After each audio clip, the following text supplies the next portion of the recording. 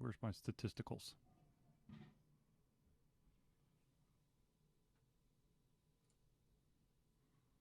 Shit, where's that damn thing? Ah!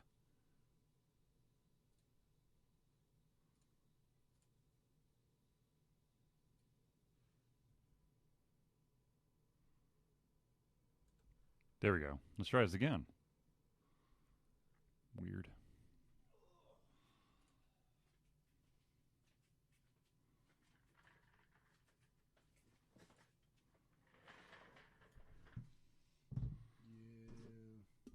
Yeah. We're already live. Right. So something I should regret. Oh, sorry. Yeah. Say something I should regret. What? Say something I should regret since we're live. Yeah, exactly. Is that how it works? Yeah. Just be thankful that it's not recording. However, Twitch will keep the recording up to what's 30 days.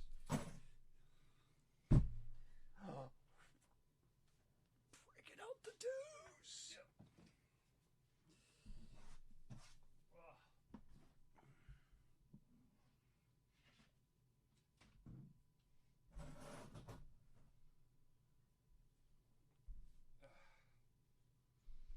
Wow, sure it's a little bit bigger than I anticipated, but that's okay.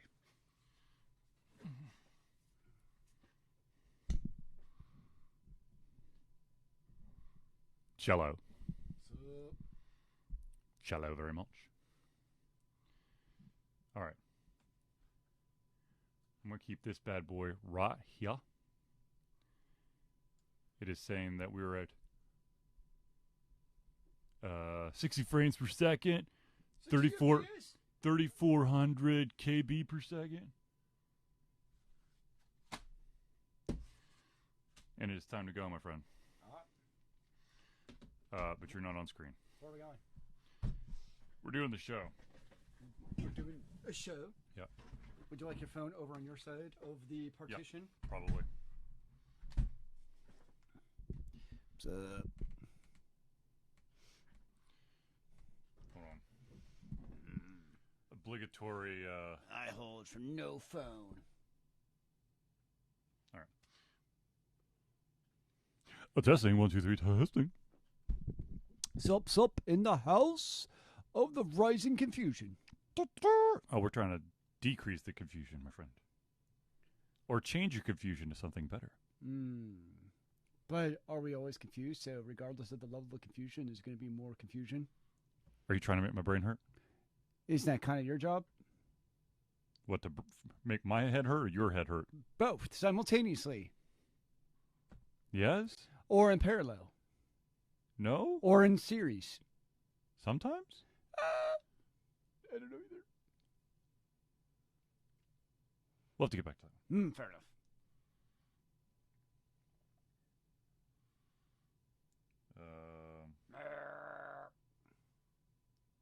I can't spell. Charlie knows spell. Yeah. But can you autocorrect?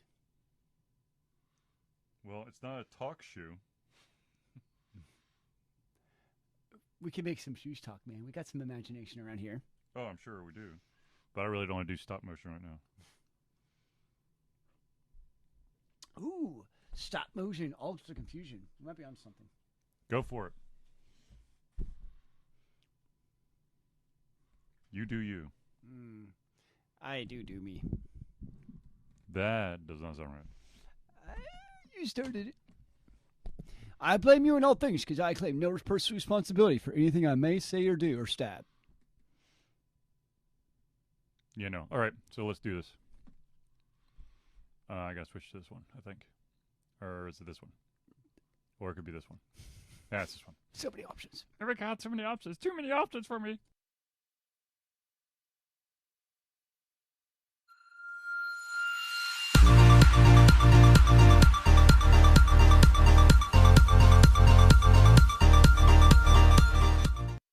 Hello, ladies and gentlemen, and welcome to another edition of Ultra Confusion Thursday Night Hangout. Are you sure it's Thursday? God, I hope so. But knowing me, it could be any day of the week. It could be Tuesday, Wednesday, Saturday, Sunday. You never know around here. Could be. but it's probably Thursday. Yes. There's a very good chance. Ladies and gentlemen, I, of course, am your host, Charlie, and I'm joined once again by the prolific comer himself, Zilos. Word up in the house of the Also Confusion basement. I don't know, Mr. I'm getting ready for DragonCon. DragonCon! Yes, I was dremeling and painting and hot gluing before I left. So question, do you just like have the same costume, you just add to it every year, or what's the deal? Pretty much, yeah. I actually meant to like actually change it up this year and do something different. But you forgot? Yeah, I got to be like Tuesday night 2 nights ago, supposedly. And I'm like, Supposedly it got to Tuesday night? and I was like, I think DragonCon in like 3 days. I should probably take a look at the schedule. I'm like, yep, Labor Day is right around the corner. Mhm. So yeah, I just totally fell behind the 8 ball. So I just had to take my current cosplays and make sure they are all in working order. And it turns out they were not, because one of my pieces is 3D printed. Uh-huh. And who knew that 3D printed PLA plastic, dude, it warped like a mofo. Really? Like, it's really actually kind of bizarre. I actually need to do some research on it. Like, I'm talking like a piece of plastic that's probably about 4 inches tall, warped a good ½ inch at the corners, like over the span of a year. Just like Kind of curled.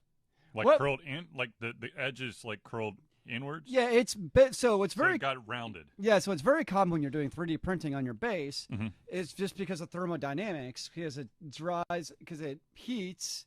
You got cooling off and heating, right? Right. So thermodynamics, it just kind of curls up at the base. It's very common with 3D printing. But this came from the top? Well, it's basically like it's just entire panel just kind of curved on itself. Huh. And it's just very bizarre. That sounds bizarre.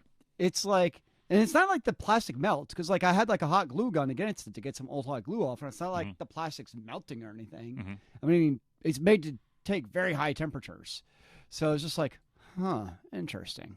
Odd, my friend. Odd. So, yeah, I was doing some repairs of that and having to Dremel pieces so they fit back together again. Okay, well, other than your costume repairs, what is it about this year's DragonCon that has you most excited? Most excited. Mm-hmm. So I'm going to get a little bit personal here, man. And I'm Lord. meeting a girl I'm dating there. Hey! That's my excitement. Yeah. Is she cosplaying? No. Okay. That is not her thing. I figured I'd ask. Which is okay. That's okay. It's okay. As long as she's there to support you. But I'm still going to do the annual tradition. I go down and meet 2 of my friends who used to work at my school, and we're going to hang out and do our thing. And that's kind of been our tradition for the last 5 years. Good God, man. Basically since I moved here, really. Good God, man. We've been going to DragonCon, so we'll do that. It's basically been 5 years since last I went to DragonCon. I think basically you went to DragonCon, and the next year is the year I started going. Is really what ended up happening. Well, I mean, I was getting completely drained because they wouldn't tell me I had a fan table until 2 days prior to the convention. Mm-hmm. And by that time, anyone who was willing to help me was like, well, I hadn't heard anything, so I went on vacation. Well, the thing that's going to be interesting this year is, I enjoy the chaos and insanity of DragonCon. But last year, it actually started to kind of get to that point of it's like, okay, it's actually almost too many people. Particularly inside the hotels. Like when it gets to the point where like you actually like can't move around. It was like, all right, maybe it's a bit much. Especially like the vendor hall. So we'll see. Well, and the sad reality of it all is that conventions are there, most conventions are there to make du monnaie. And so they don't, I mean, they might have like a certain number of like all day passes. And then, they've got a subset, but the thing is that they're still trying to make as much money as possible. So as long as they keep under the fire marshal limit, they're going to pack you in like sardines. The only convention that I've ever been to that is super duper diligent about making sure that there's a shit ton of people, but there's not so many people that that somebody's going to miss out on an aspect of the convention, of course, is BlizzCon. Oh, yes. Well, that's that's just different. Blizzard. Yeah, that's... And my God, trying to get a ticket to that is like crazy hard. Well, it's even like you go to the vendor hall and you can't even like really stop and talk to vendors. Like I'll see, what's his name? James Simpson of, Snarf Quest. Cell Block Studios. And I'll see him there, and like he just really doesn't have time to talk because he's obviously trying to do his thing, and like it's basically there. It's like, get out if you're not buying anything. It's like all of the vendors there because that's one of their big money makers. Of course. And there's just so many freaking people there. So obviously I'll be there this year, and we'll see how it goes. From my understanding, I think they're doing like a tribute to Stan Lee at some point. I did see there's a tribute to Stan Lee. Mm-hmm. Really, the biggest thing is if you try to do like a bigger panel, like let's just say like David Tennant, he's one of the bigger panelists. Mm-hmm. Like unless you get there like hours in advance and you're willing to like wait basically like outside in the killer sun, like wrapped around the Marriott, then you're not going to get in. Yep. So that's like the rough part. It's like the really big panelists, like I don't even try to go to. Like I'll go to other panels that you'll just kind of slide into, but the big panelist, the only one I've ever got to was the big panelist. It was like Sunday morning, so obviously everybody's still like hungover. Of course. And it was Matt Smith. Oh. And we just happened to like basically like roll in as it was starting because it was Sunday at 10 a.m. so nobody was awake yet. Score. So that's like the only big one I've been to, just because we're like, oh hey, cool. I think I've actually tried to do a panel at 10 on a Sunday and had like 2 people there. Yeah, no, that sounds about right. Yeah, unless you're a Sunday, huge name. It's not the ideal time to be No, putting that is not on the sweet a spot. panel. But then again, when you have so many big names, it's really hard to schedule everybody. Because the other thing is, not only are they there to do the panels, but they're doing like their autograph sessions and a bunch of other stuff in town. So it becomes it's sort of more. And I know this analogy is going to go over, I don't know, like 98% of our listening population, but it's sort of like the approach to Full Sail classes. Full Sail classes, you're going to take usually take 1 or 2 classes a month because it's an accelerated curriculum, and each class could be any 8 hours of the day. And what I mean by that is it could literally be any 8 hours of the day. It's up to the professor or the teacher. Okay. So literally, you could start your day at 9 p.m. and end up at what's 8 of that? 5 a.m. Did you ever have one of those? I never had an overnight class. I had classes that went to 9, I believe. That's late. Well, they too with Dragon Con, because if you're a bigger name, you also then have the Walk of Fame. So that's where you go and and they charge you, depending on your status, they'll charge you to get a picture with them and or autograph. And then you also have separate from that is the portrait. How much money did you have to pay Barrowman? So when I did with John Burrowman, I ended up paying $70 total. So it was $35 for the signature, and then $35 for a picture with him. Yeah, with you in it. Yes, so it's separate, and he's probably he's one of the more expensive at the Walk of Fame. Which actually I didn't see him on the list this year, so I don't know if he's there at the Walk of Fame. Last time I saw him on Instagram, he was sun tanning in some Caribbean island. But you always see like lots of stuff from the sci-fi. So I know you'll see like cast of like 100. You'll see some people from Warehouse 13, The Walking Dead. Yeah, you don't see a lot of Walking Dead actually. Well, they do. They have like there's kind of like a zombie-ish convention, Days of the Dead or something. Yeah, and I think that's why they do. Yeah, you don't see them much. You see Battlestar Galactica. You don't see anything from BSG. They have panels about BSG for sure. But you don't actually see the BSG people that you see. Farscape? I've seen Farscape, but not recent. You'll see some voice actors. Star Trek. No Star Trek. You're saying it's mainly for like science fiction nerds? No, sorry. When I say that, I mean like the Sci-Fi Channel. Oh, okay, gotcha. Yeah. So, but I was Sci-Fi. Yeah. What? Sci-Fi. Sci-Fi. Thank you. Yeah, you're welcome. You used to see what was it? Not the vampire chick. The succubus. Lost Girl. You saw a lot of Lost Girl. They have Eureka. They've had Eureka in the past. What was that other one? They have now. It's the vampire hunter chick. Earp. Yeah, Wyatt Earp. No, Winona Earp. Yeah, Winona. So I know I saw Winona Earp's there. So a lot of those sci-fi shows, like Z Nation. No, I guess that's more zombie. No, I don't remember seeing Z Nation there. But anyways, there's tons of. Yeah, I mean they got a whole bunch of stuff. Of course. All right, so ladies and gentlemen, since we've basically run out of, well, I mean, we probably could talk Dragon Con all day. Yes, sir. Yeah. Noodle Boy's there. Yes. Noodle Boy. Whack Boy. A.K.A. White Boy 47. Actually, Whack Kid 47, sorry. Yeah, Whack Kid. Not Whack Whatever. Boy. Totally different guy. Whoa. Okay, so anyways, so we do have some topics that are a little bit outside of Dragon Con, so we do want to touch on them so briefly. Other video game related topics? Yes. Dude. Crazy. Whoa. I know. All right. So let's talk about the craziness around Classic WoW. So I understand the Classic WoW is now live. Everyone, yay! But I don't understand. I think Blizzard screwed up and didn't know how big Classic WoW was going to be. Well, the funny thing is, right before the launch happened, there was an AMA Ask Me Anything on Reddit from the developers. Yeah. Specifically about Classic WoW. And one of the questions that was one of the very top rated ones, what are you going to do to work with basically adjusting queue demands? And of course, the response was oh yeah, we got servers on demand and we're ready to go, and it's gonna be awesome. And they have queues of 5,000 hours or something stupid. Well, I found a screenshot and it said realm is full, estimated time 205. Position in queue is 14,616. You know what the best part is? That's Classic WoW, man. I know. And literally, it's they really gave. I mean, they're giving you the full experience. So for kids who never played Classic WoW, there used to be, especially in the popular servers, there were actually queue times. Yep. Especially the big thing was on raid reset nights. So I forget what night it was now. So Wednesdays? What? Wednesdays? I don't remember. Or honestly. Tuesdays? I want to say Tuesday. Yeah.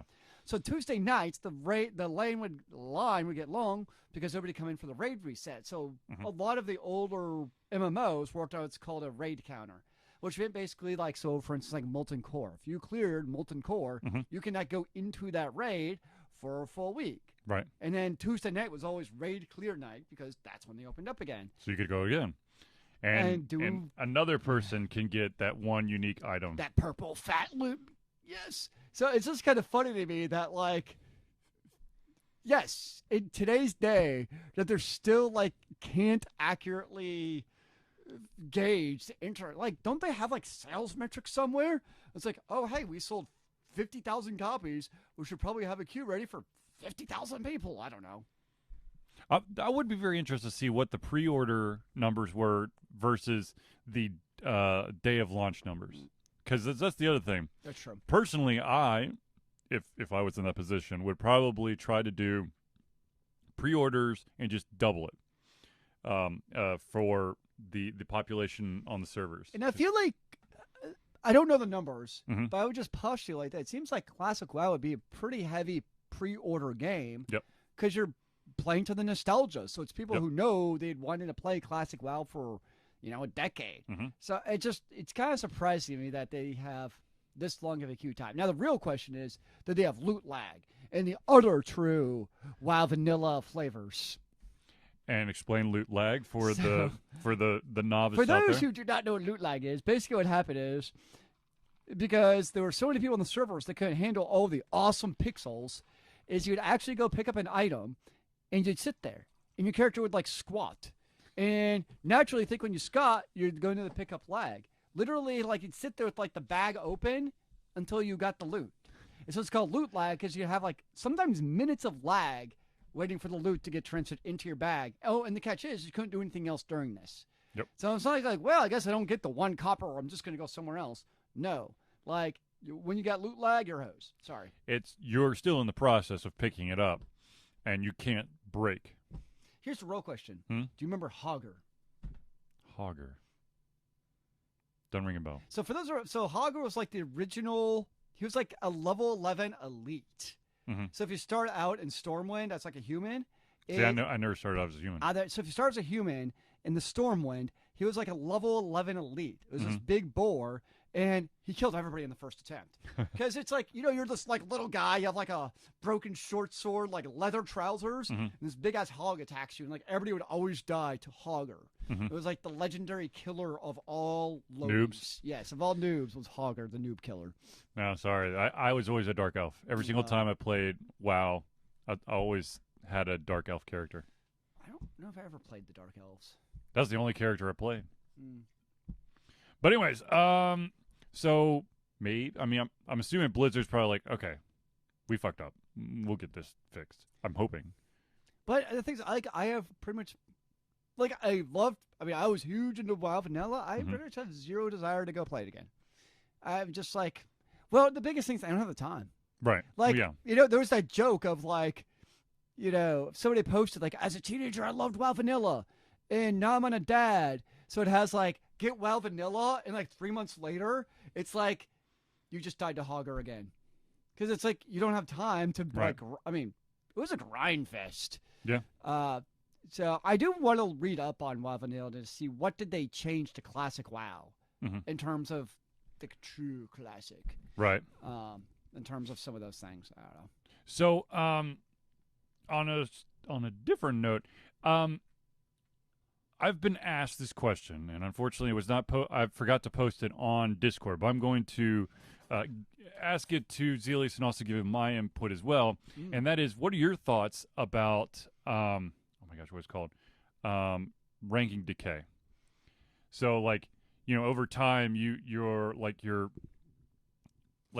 competitive games. Like, well, I think for usually what you get it is like the top 10 or 20% of ranked players is where you get it. To me, it makes sense. What if that ranking decay went all the way down the line to the noobs, where if you don't play, your ranking goes down? I think there comes a point where it's nonsensical because it's also what is your floor. So if you don't play for like 3 months, here's the other problem with that. You have this concept called ELO hell. And so basically ELO is your in-game, and there's a lot of controversy, does ELO hell actually exist? But basically the concept of ELO is that's like, so you have your SR, which is your strength rating, right? In Blizzard, for instance, that's how you're ranked. If you're playing competitive, it's the SR. But then you have like ELO, which is kind of like your behind-the-scenes number you don't actually see. It's called, but that's what all games use. And ELO is? I don't know what it actually stands for. It's just basically computerized. People in the crowd? It's basically your computerized ranking that you sometimes do or do not see. But the concept is on a squad-based game. So like, Overwatch is hard for a single carry. You can, like, if you're severely underranked, you can carry. But predominantly, that's not Overwatch, Electric Light Orchestra, different ELO. Like, I don't know if it actually stands for anything or if it's just a phrase. I'll keep going. But basically, ELO is your ranking, right? Just overall ranking. The problem in a game like Overwatch, where it is team-based, like it should be 16.6% play for each player, right? That's what they contribute to their team, is the theory, 1/6. The issue with decay, so I forget where decay starts. I can't recall where it starts. It's like diamond or platinum or something. But for like the regular, like let's just say top percent of the players, the problem I have with rank decay all the way down is it's going to severely mismatch players. So what's going to happen is let's just say you get a diamond player and they decay all the way down to bronze. You're going to have two situations.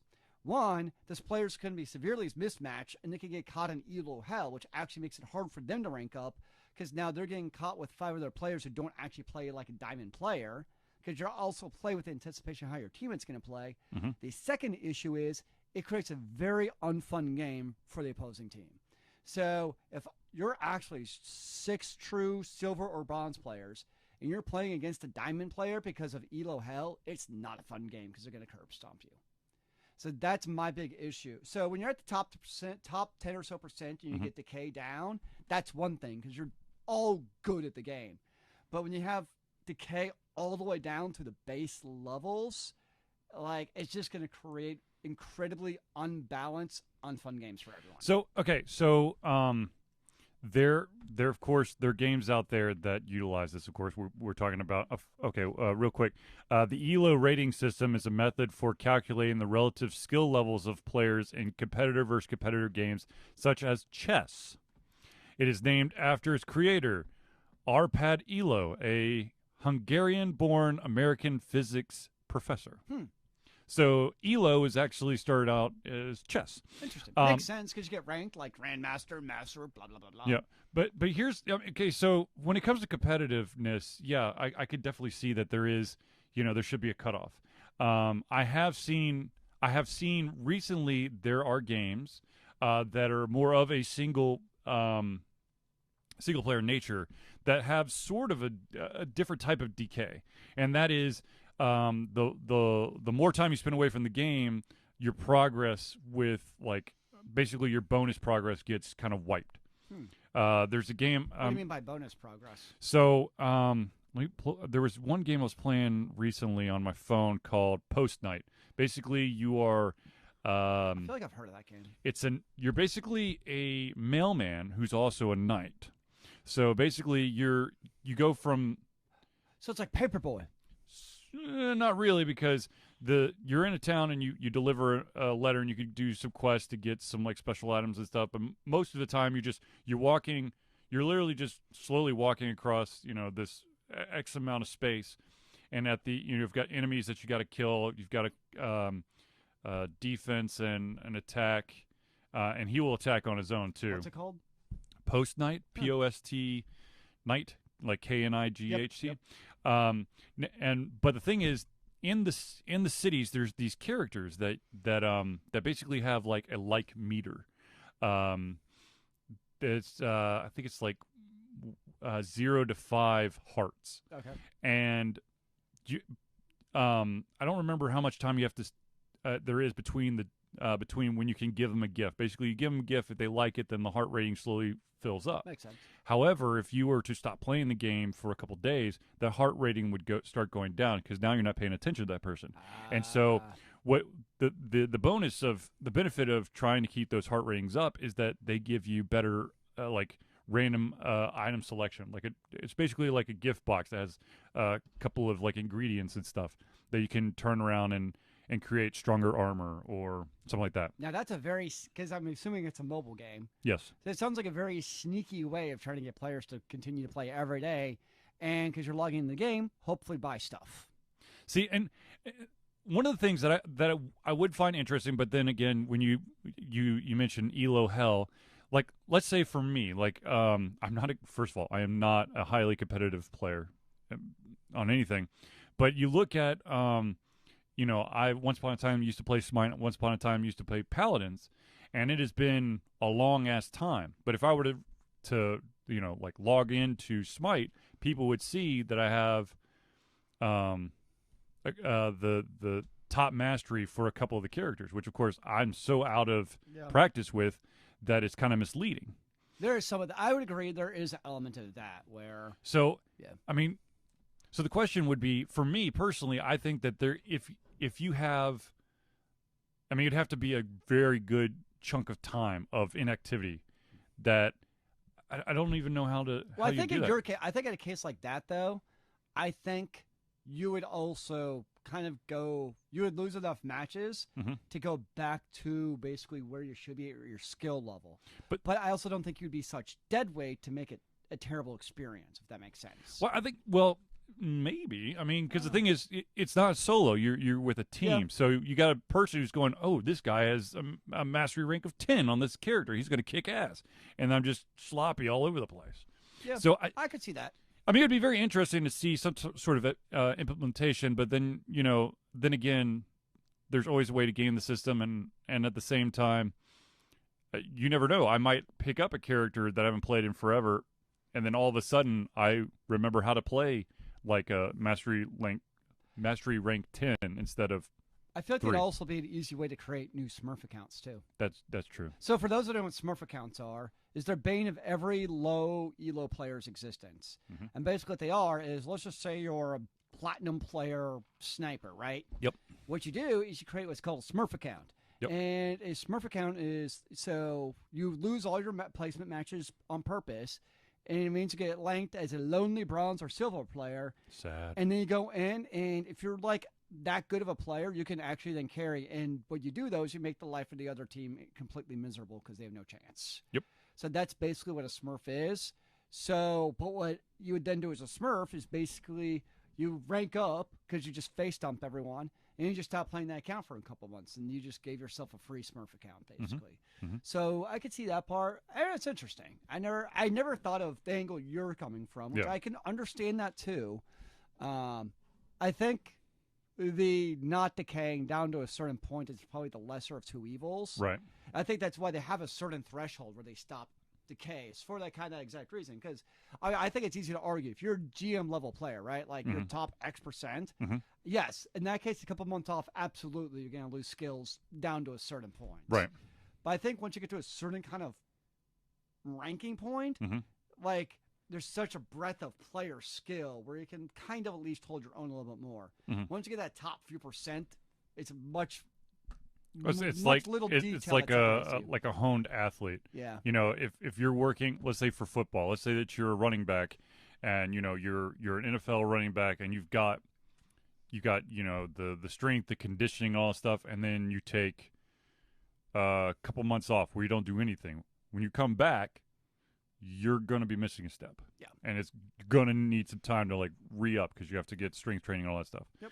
So So it's very, you know, it's one of those things where I wonder if any competitive game does decay all the way down. I would think not, simply because of the fact of having elo hell. Yeah. But you know, I don't know. I'd say it's a curious question if any game's ever even maybe like tried it and then realized, oh wait, this didn't work. I don't know. All right, so there was an interesting story that popped out, I believe, at the beginning of the week, I think. No, 26, so 3 days ago. There was a game called Ion Fury. Or actually, there is a game called Ion Fury. And it was on Steam. And if people found out that there were offensive content, like homophobic stuff and all that stuff. And when the developer and the publisher were made aware of it, they said, okay, we'll fix it. But as soon as they did that, basically everyone out there just bombed the reviews and all that stuff. And then they, of course, backtracked and said, no. You know what? We're not going to touch it. And then people still bombed it. Yeah. There was like a retroactive bombing. So, yeah. This was like, when I read the story, I'm like, good gosh. Like, they just screwed this up from the very beginning. Like, they really probably should have gone out, like, hired a PR firm. Like, what do we do not to totally screw this up? Yeah. Because I have a really hard time believing, regardless whether or not there's offensive material in that they intended to create this kind of shitstorm. Like, that was not no. Like, they weren't in it to do that. Like, you know, everything you read about the game was, like, really labor of love for these guys to make it. It's kind of like an old-school throwback first-person shooter. So I don't think, like, there are a bunch of, you know, homophobic racists out there. But they did have that really weird screwed up. They did have that, you know, kind of racist sense of humor in certain ways. One of the things that they had was what was it? In Secret Area, where the words fag bag appeared. But it's really confusing, though, because if you read later in the article, they make it sound like it was like one random developers who created that. And to be honest with you, when it comes to like hidden content, it might just be one random developer. There was a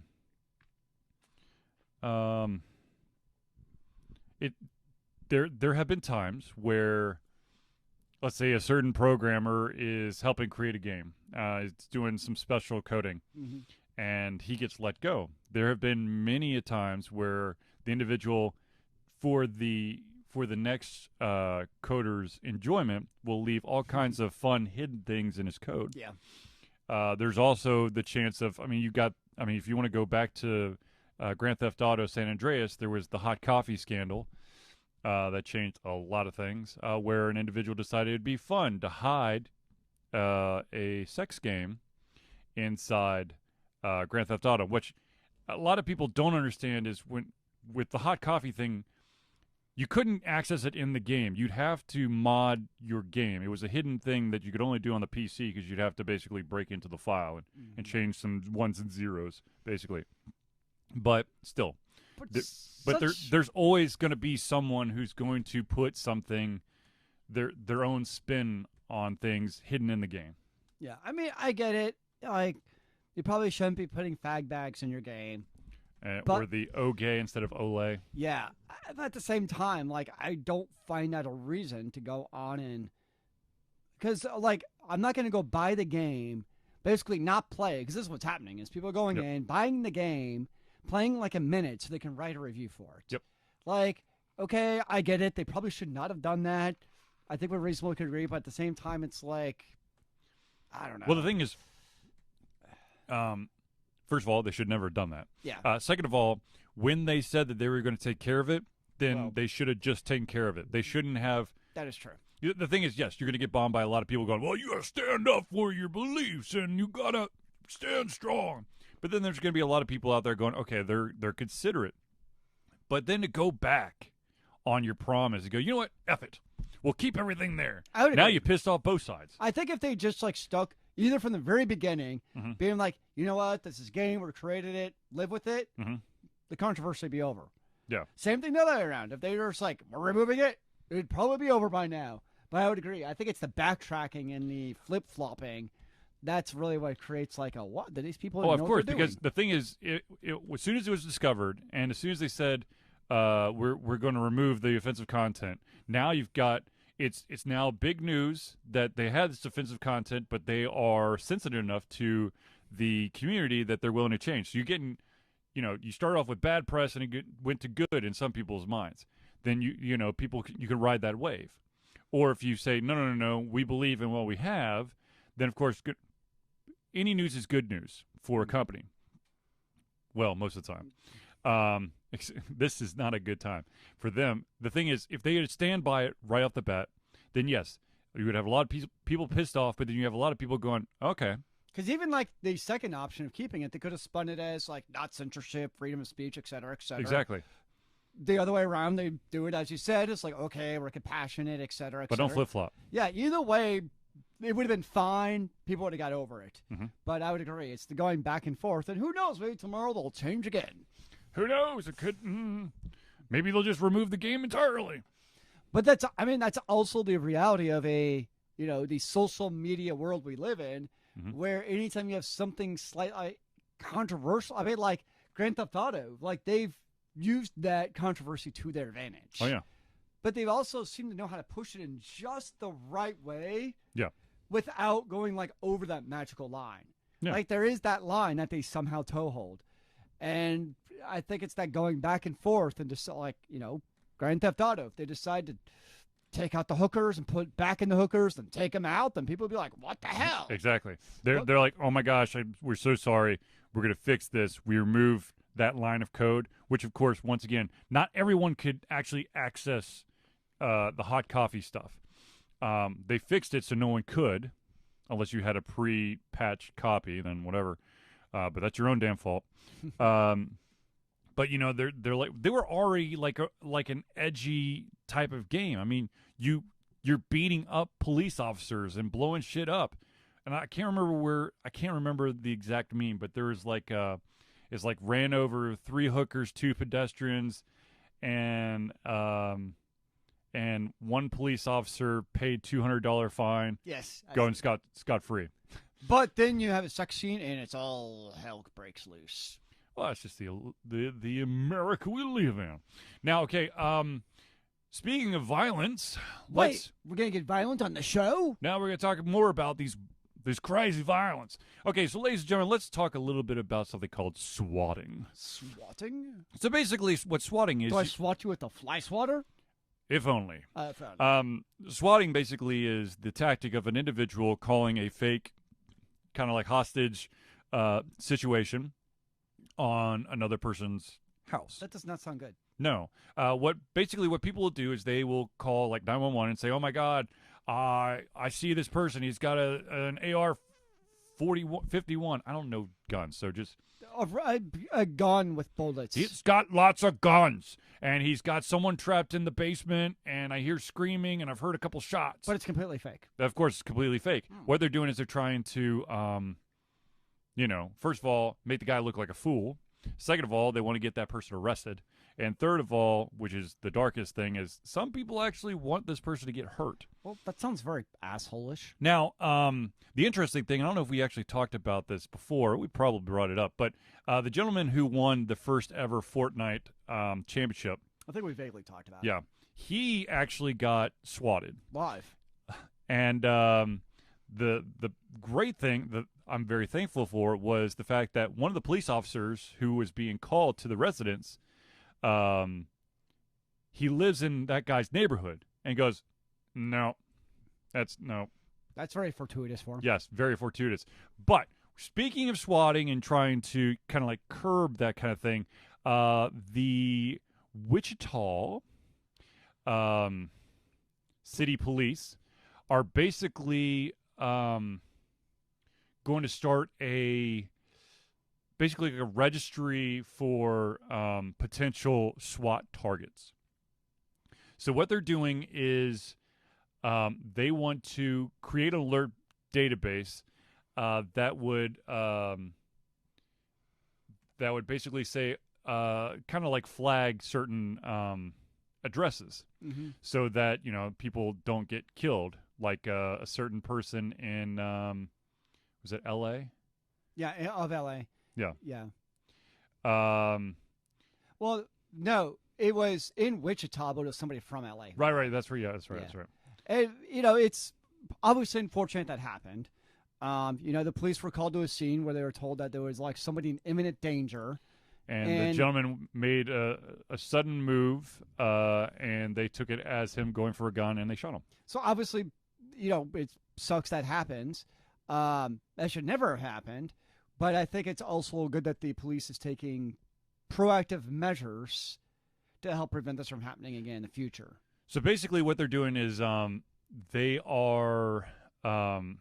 basically making a form available to residents that the resident can request and basically fill out if they think they are or may become a target of swatting.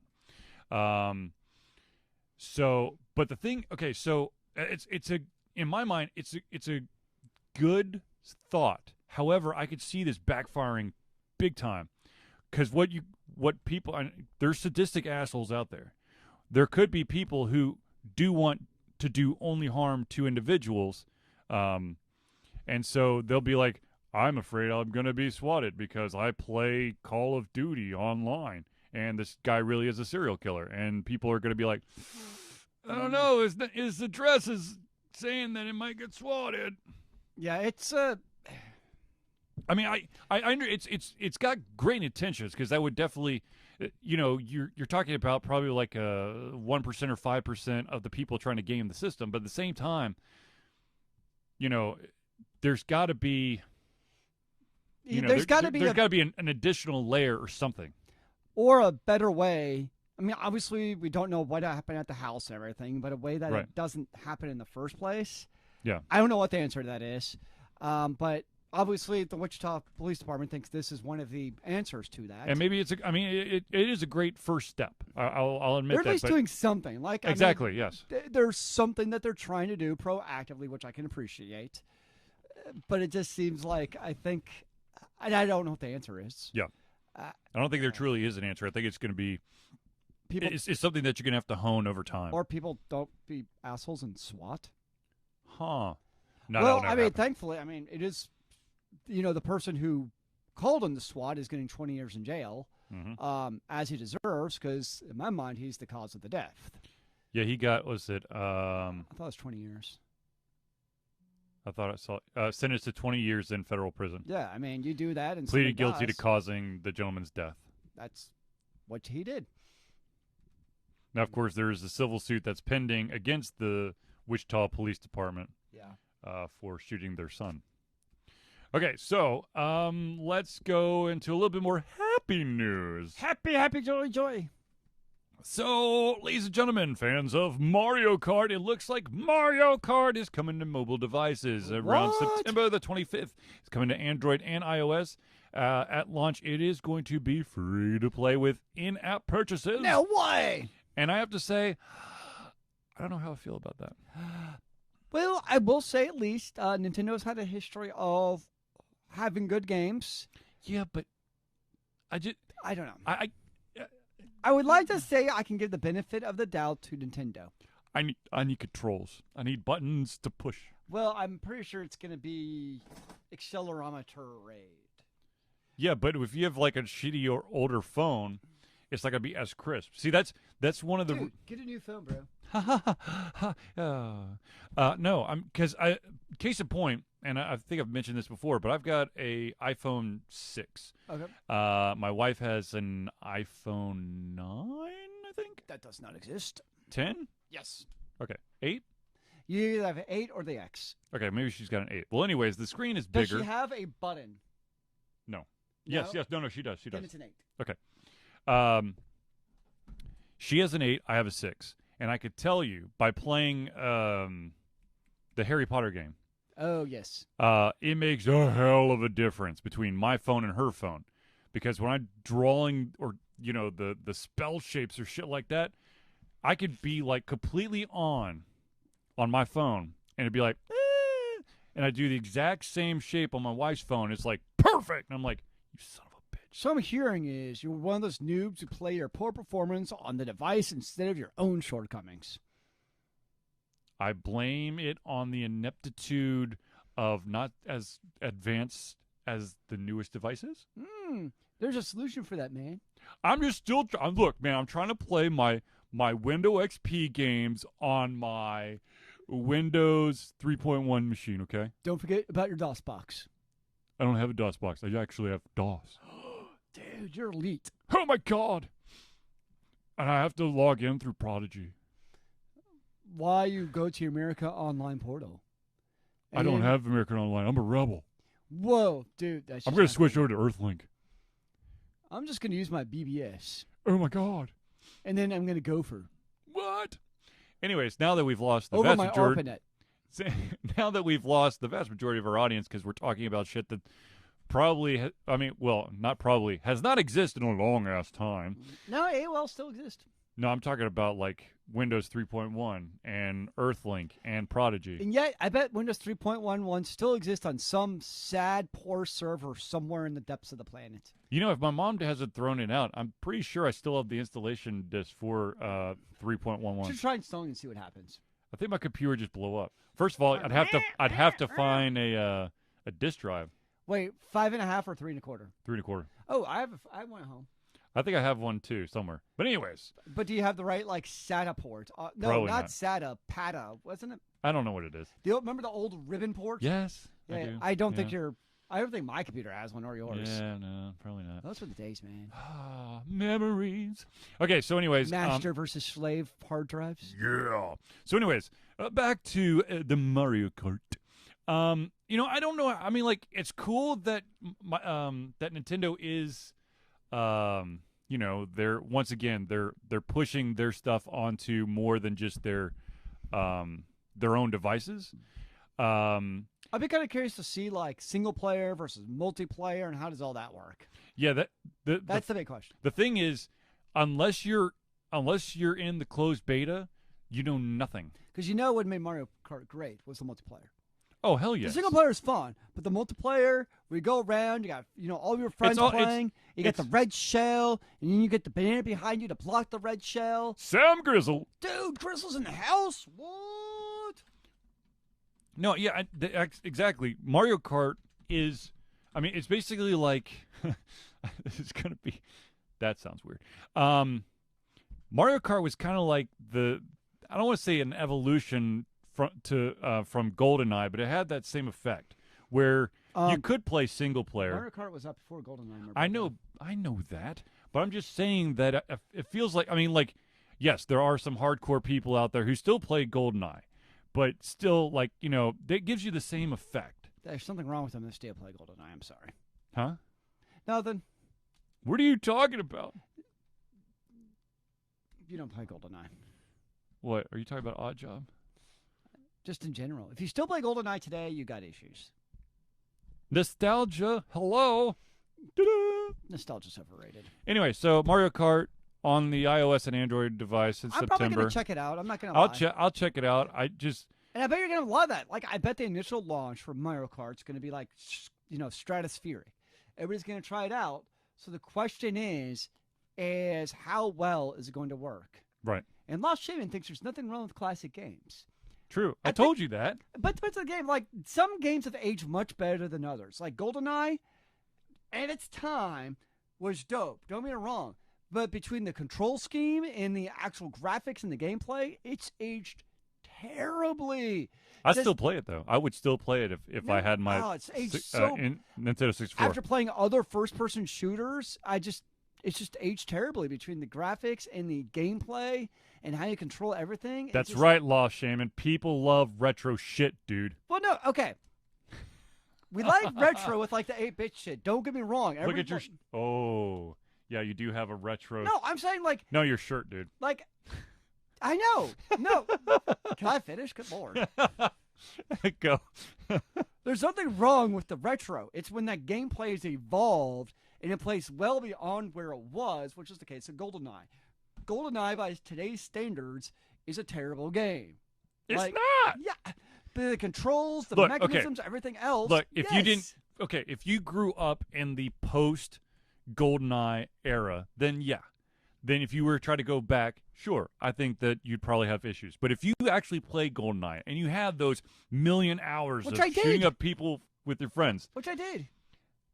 Yep, yes, Sam. that's what I'm saying, is it loved it in its time, but first-person shooters today have destroyed any, like, if you look at the actual metrics of what makes a good first-person shooter, like, a modern first-person shooter is going to be better than GoldenEye in every single metric possible, basically. Lost Shaman says, using that logic, no one should ever play side-scrollers. Everyone should just play Witcher 3. Which, of course, Witcher 3 is not a bad game. It's about the gameplay. Side-scrollers, like, there's something wrong with the gameplay of side-scrollers for what they do. You know what, everyone? There's no such thing as Tetris anymore. It was old school. Retro as fuck. That's a top-bottom scroller, I'll have you know. Okay, I can't remember. There is Pong. Dude. Real life Pong. Pong is the most frustrating game if you are the ball. Because you're getting bounced around against two sticks, and if you ever escape, you immediately get spawned right back in the middle and have to do it over again. You sound like you've written novels about this in your sleep. Yes. Well, no. The plight of the Pong ball. that pixel. That poor pixel. No, I mean, I understand, yes. The thing is, when you're looking for nostalgia and you're looking for, I don't think... When people like playing GoldenEye, I don't think they're just going, well, look at GoldenEye and Gears of War. I mean, look at all that. I don't think they're doing a comparison. I think they're just going back to, this felt good back in the day. It might still feel good. Because to be honest with you, for those out there who don't know, GoldenEye was made by Rare Entertainment, and a bunch of the individuals who were part of that team got laid off. And I don't remember what company they ended up with, but they came out with a series of games called Time Splitters, which basically utilized the same mechanics as GoldenEye, but it was on the PlayStation 2. They had 1, 2, and Future Perfect, and they're supposed to come out with a fourth one, but the company folded up. Charlie's Long Lost Love. Oh, to be honest with you, the beautiful thing about Time Splitters was the map editor. Map editor was amazing. Cool. I do remember that map editor. Yes, that but I'll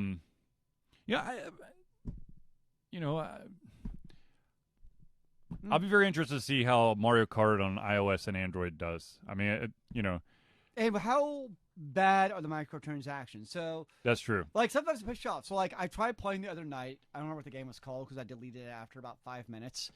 They call it a combination tower defense game. So you have to, like, combine your... What is with all these, like, it's like, literally, you just put, like, tower defense. And it's like, there's an RPG, tower defense, or reverse tower defense, or turn-based tower defense. Actually, a really great reverse tower defense is Warzone Anomaly. I'll fight you over that. I've never played it. So you're missing out. Okay, fine. But Nostalgia, man, go play it. I swear to God, though, it's like half the games out there that get pushed out are, like, they basically... They append some other genre to tower defense. I would agree. But this one, it's like erotic tower defense. That probably would sell really well. Protect the sanctity of the Virgin. Okay, so it's I think it's more defile the Virgin. Depends if you're an attacking or defending creature. That's true. It's a reverse tower defense. So for the merged tower defense, it's an interesting concept because basically you have, like, every so many seconds or how fast you click, you get a new tower, you combine them to create more towers. But it's like every 2 minutes, like, it forces you into an ad. And after like the first time, I'm like, maybe I click something, like, because a lot of games have like click ads, watch for 30 seconds for free gold. I'm like, maybe I clicked or something. I don't know. So I played again, and like every couple minutes, like it forces you for an ad. I'm like, nope, you're done. I'm deleting. Just couldn't do it. Oh shit! There was a game, and it was on the it was on my iPhone. I can't remember. It was like an RPG. Yeah, it was some kind of like RPG. It looked okay, but the thing was, every single time you hit a load screen, so once you move from area to area, it would throw you an ad, and those ads could be like the short ones or the longer ones, which is just like nerve-wracking. But the thing that really pushed it over the edge was the fact that if you if you lost the game and you went back to the main menu, you'd be hit with an ad. Nice. And if that's a real incentive to never lose. Yeah. It's like, you lost. Watch this, then you can see if you want to play again. And here's the crazy part. So what some games have done, which I'm okay with, is they'll offer you no ads forever for like a couple bucks. Yeah. $4.99 is usually like, the in hot that spot. case, I'm like, okay, I'll give it a shot, sure. But like, there's an option to get rid of ads. Yeah. Oh yeah. So yeah, it's just like no. No, when you have games, and I understand when you have the free play games out there, and you throw ads in there, of course, because you're trying to generate revenue, but you make them in a way that it's not, like it interrupts the gameplay flow too. It's like you're literally in the middle of combining a tower and you get an ad. Mm-hmm. I'm like, like it also is so jarring. Like, because that was the thing. Like, when I didn't know if I misclicked something, like, that's bad game design when I don't even know why there's an ad coming up in the first place. That's what just threw me off. It's like, why am I getting an ad? Like, if you play, like, what was that hero RPG game that we played for a while? I think I still have it. I haven't played it in a while. No, I haven't either. One of those Idle games. I can't remember. Idle Arena? Arena Idle? Something like that? No, it was something Arena, though. I can't remember. AFK Arena. Yeah, AFK Arena. So AFK Arena, there's ads in there, but they give you bonuses, right? So you can watch an AFK Arena to get like bonus gems or something. That makes sense. It's a logical choice where you go and you click on an ad, so you put your phone down for 30 seconds when you go to the bathroom. Easy peasy, right? Yep. Because it's built into the game. But when they just randomly throw you into a 30-second ad for no reason, I'm done. Well, there's that game I was talking about earlier, Post Night. Yes. Isn't that one Demon recommended, I feel like? I don't know. I actually found it on an ad while I was playing games. It does have, if you want to like regenerate some of your, because of course you got, it's got an interesting way of doing the power. Okay, so the vast majority of those free-to-play games, you only have a certain amount of energy. Oh, yeah. And once the energy is depleted, you're done. In Post Nights, you can keep going for a long, long time. The thing is that it's all about your health. Now, when your health goes too low, it basically gives you like a required heal time. But I think for like the first time, you can watch an ad and it will get you like half health, so you can go back in to do another adventure, because that's when you're allowed to use your potions. Okay. Because you're not allowed to use your potions outside of the actual combat. Okay. So that totally makes sense. And there's also like there's I think it's like every 10 hours they change out the bonuses of do this and you could get a small treasure chest. There's usually one that's like watch 10 ads, and if you do that, we'll give you this treasure chest of random shit. But that's a choice you're making. Exactly. So I'm okay with that because some days I might do the ads. That's fine. But then you also have the games where they don't give you ads, but they don't give you third-party ads, but they constantly go, "You like this adventure? Yes. You would if you pay blah blah blah, you can unlock a truly unique adventure." Yay! Like, no. I'm no. No, just no. No, there was a game out there. I want to call it Scurvy Pirates. It was by I believe it was by Ron Gilbert. And like it was a match 3 game, and it was great. It was a lot of fun, and it really didn't start. I mean, you got really into the game, and it didn't really like beat you over the head with you should pay money so that you could really play this game until you were, very invested into the game. It wasn't right off the bat of you lost level 4. Let me tell you that if you don't want to suck, because you definitely do suck, you should pay $2.99 a month so that you don't suck, because we'll give you something that won't let you suck until level 45. I really want a game to just be upfront and say that. Like, look, this is what it requires to succeed in the game and be one of the big fishes in the game, man. Well, this is what you got to do. It's you know, I understand the concept behind a free-to-play, so that you can basically build that audience. And if an individual likes your game, then they'll pay for it. But, you know, it's not guaranteed that someone's going to pay for it. And so what some developers out there are doing is they're trying to smack you upside the head constantly going, by the way, you could pay $2.99 or $5.99 and you could get a better experience because we jacked up the difficulty because we don't want you to play this for free. Well, yeah, they got to make their money somehow. I know, but it's when you look at you look at a company who kind of understands the concept versus kind of someone who's doing it the first time, it's night and day most of the time. Yeah. Let's do a rundown of all the things that we'd want to promote.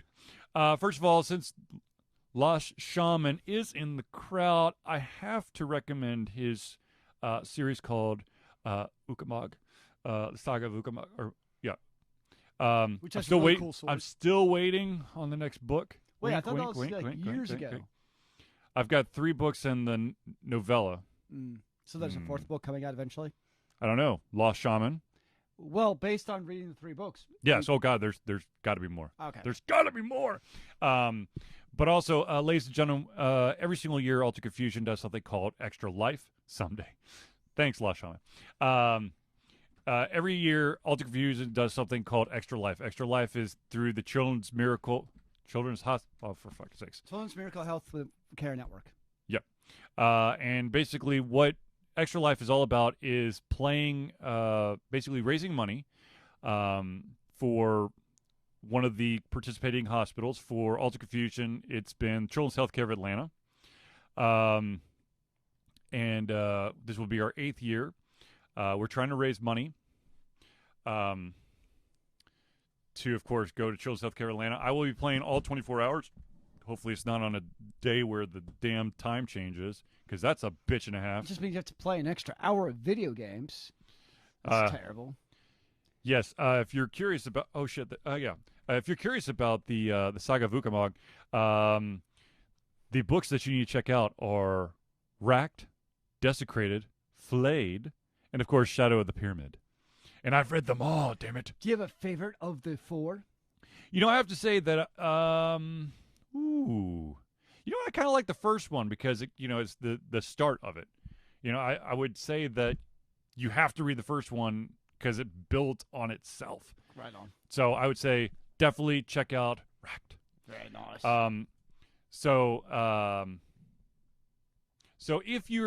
So back to Extra Life before my brain goes completely kaput. So what we're doing every single year is we're playing for we game for 24 hours, and it's for donations to Children's Hospitals of Atlanta, Children's Healthcare of Atlanta. Good Lord. CHOA. They don't like being called CHOA. I learned that the hard way. I know. Anyways, so we've got all you got to do is go to extra-life.org and then type in Alter Confusion, and you can find our team. Or you can go, if you're watching this live on Twitch, there should be a panel below this that has an Extra Life logo. You click on that, it'll take you to our page. Or if you want to be super duper old school, you can go to www.alterconfusion.com. And there is on the left-hand side of the page, there is the link, the donation link. Or if you're watching this live, Zelius has just posted the link to the chat. I've had a lot of fun doing Extra Life. I do not have a list of games that I'll be playing, but I'm sure that actually I encourage anyone who wants to tune in to see in what state my mental stability is to do so. Will they be better or worse than normal? I don't know. I've only messed up once, and that was early on. I think it was like the second year that I was doing Extra Life. I apparently fell asleep on my controller, and one of my buddies, I can't remember which one it was, called me and goes, "Dude, are you okay?" And I'm like, "Why?" He goes, your character's been walking into the same wall for the past 5 minutes. I was like, "Oh, shit." There we go. Only 5 minutes? Could have been worse or better. Well, 5 minutes of him watching. It could have been 30 minutes of me walking the same wall. He just started noticing. Maybe you're trying to find like a wall hack. Yep, that's it. You're going to find that secret door.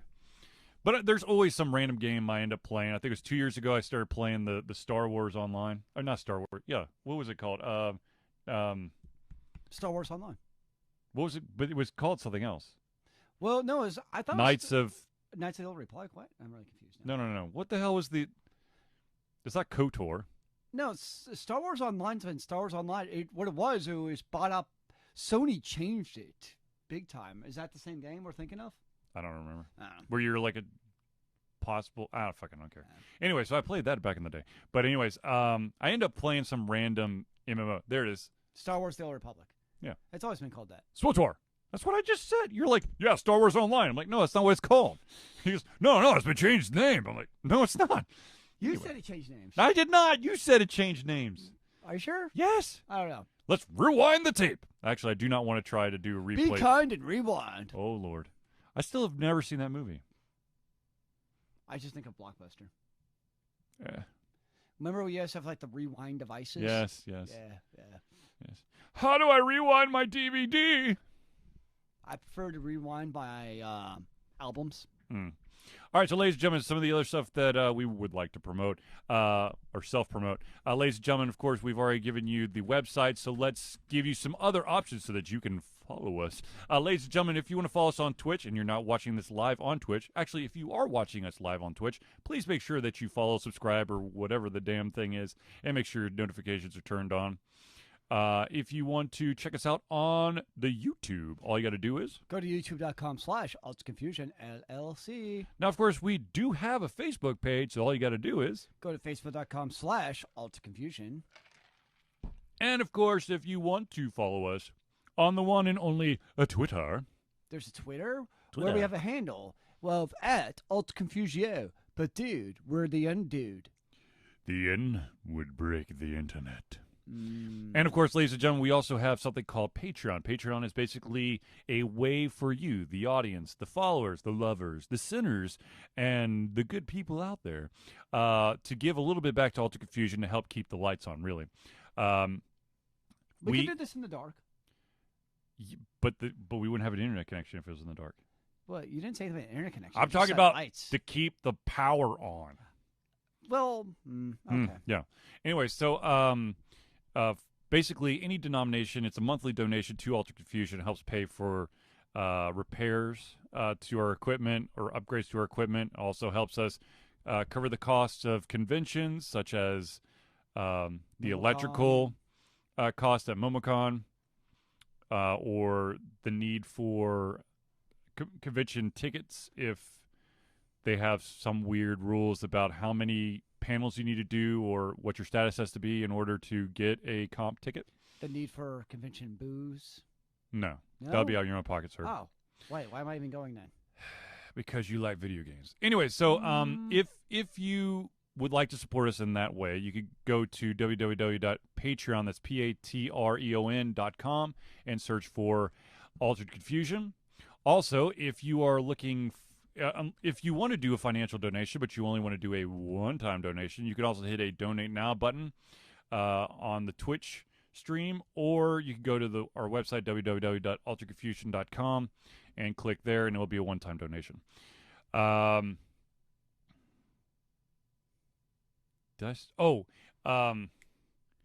If you are not looking to, you want to give something to Alter Confusion for us to show off during one of our shows, all you got to do is you can mail it to us at our P.O. Box. It's actually a saved link right there, but whatever. And Zelius is going to give it to you. Let's see here. It is 1551 Dunwoody Village. That's DUNWOODY Village Parkway. And this is the very, very, very, very, very important part. You have to do number 88276. Dunwoody, Georgia, 30338. And if you do so, you can send us stuff like this. Oh, wait. In the mail. It's Taylor Swift? Taylor Swift Yeah, in Taylor a box. Swift. That's all. Wait, Taylor Swift is in the box? What's in the box? What is in the box? What's in the box? Wait, are you not opening up the box? I'll open the box. Dude, yeah, like, you can't tease us like that. Come on, bro. I was just saying a movie quote, dude. I don't care about the movie. I care about what's in the box. Wait, should we, like, see what's inside the box before we actually show it? I'm just saying. No, I think we're fine. I think this is one of there's either one person out there or there's multiple people who like to send Funko Pops, which by the way, a little bit of obsession, that don't want to put their damn names on the thing. So I can't thank you on air. Yep, it's a Funko Pop, and of course there's no ooh. Okay. This is a nice one. I'm praying for you, Grizzle. First time I went into, when I moved to Orlando, there were 3 hurricanes. One hit before me, and 2 hit while I was there. And I evacuated for one. The one that hit right before me was Charlie, which is kind of weird. Oh, man. Okay, I got to be careful with this one. This is like a fancy wrapping job here. I know. I got to be careful with this one. Look at this shit. Seriously, give me your name, damn it. Holy crap. Batman.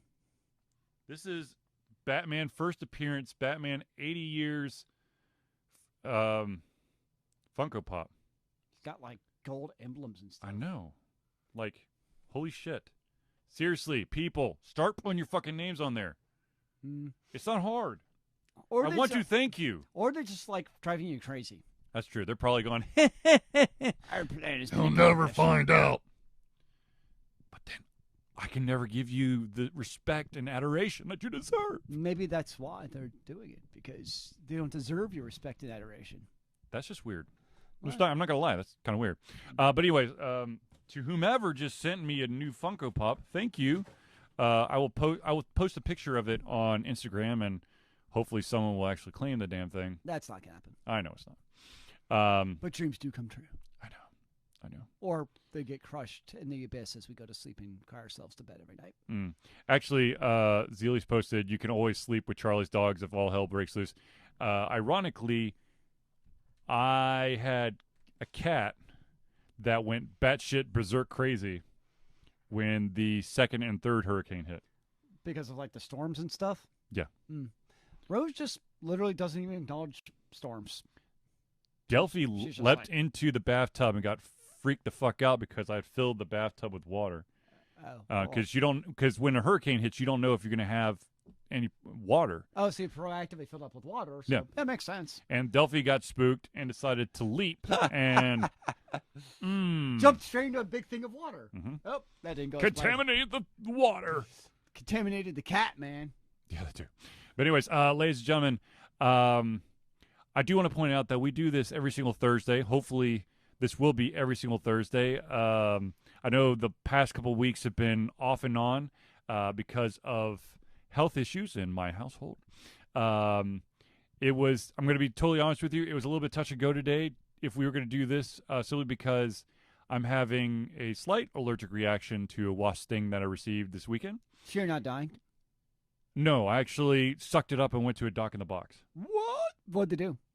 They informed me that I have a bacterial infection in my hand. Oh. And I have to use steroid cream, and then I have to do some kind of like antibiotics. But they're not amputating it? No.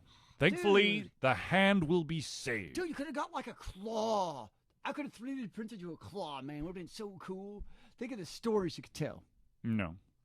Yeah, I was dumb. I didn't go to the doctor because I figured, it's a sting. It'll go away. You could be bionic.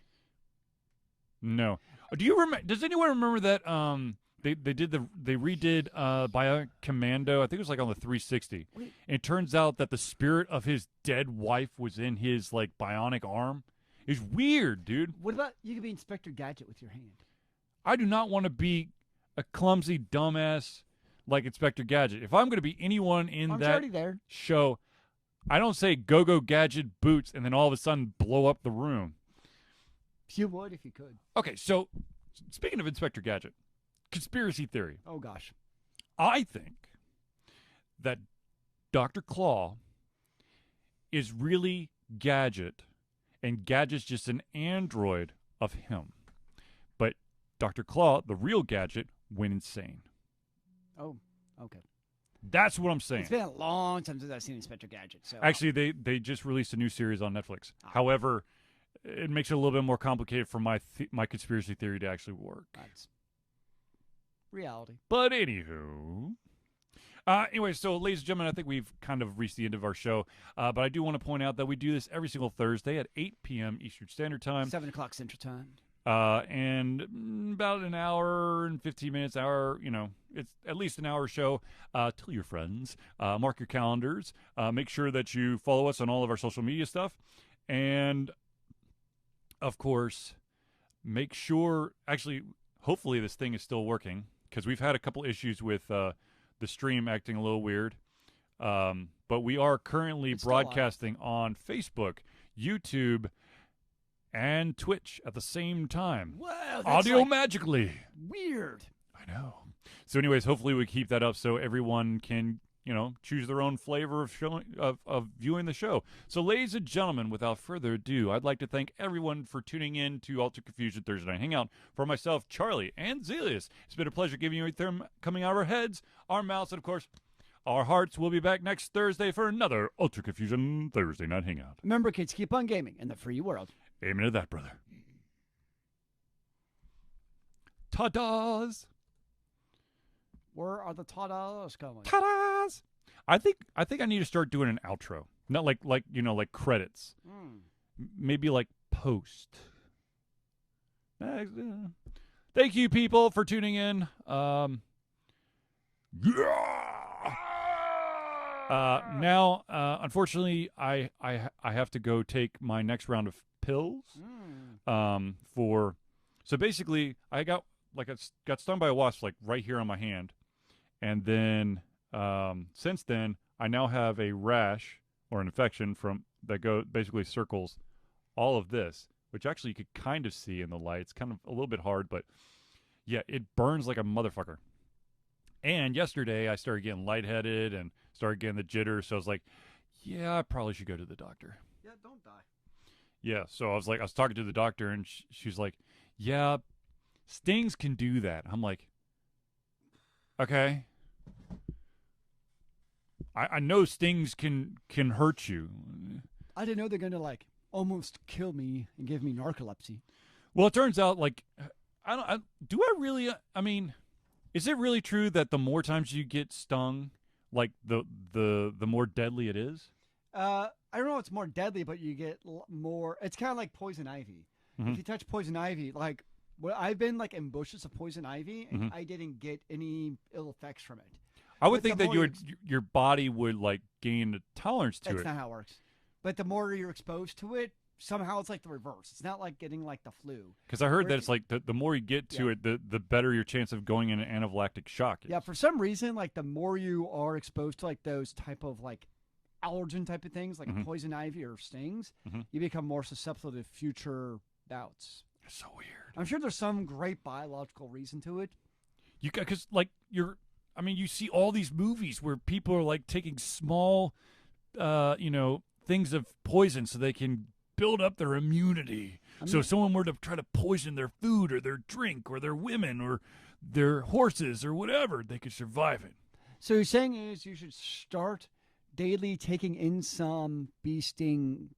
I know there's people out there who go wackadoodle crazy and try to inject small amounts of snake venom into themselves from time to time to gain a tolerance. I'm going to get a tolerance to bullshit? Confusion. There's no such thing as gaining a tolerance to bullshit. Well, maybe there is. I don't know. Well, it depends on who I'm around. True. Yeah. Ignorance might be bliss in some... Hey. You got a problem with your neck? I got a kink in my neck. All right, so anyways, ladies and gentlemen, thank you for tuning in. We will see you soon. I will at least try to be streaming this Sunday. I know that I missed Sunday.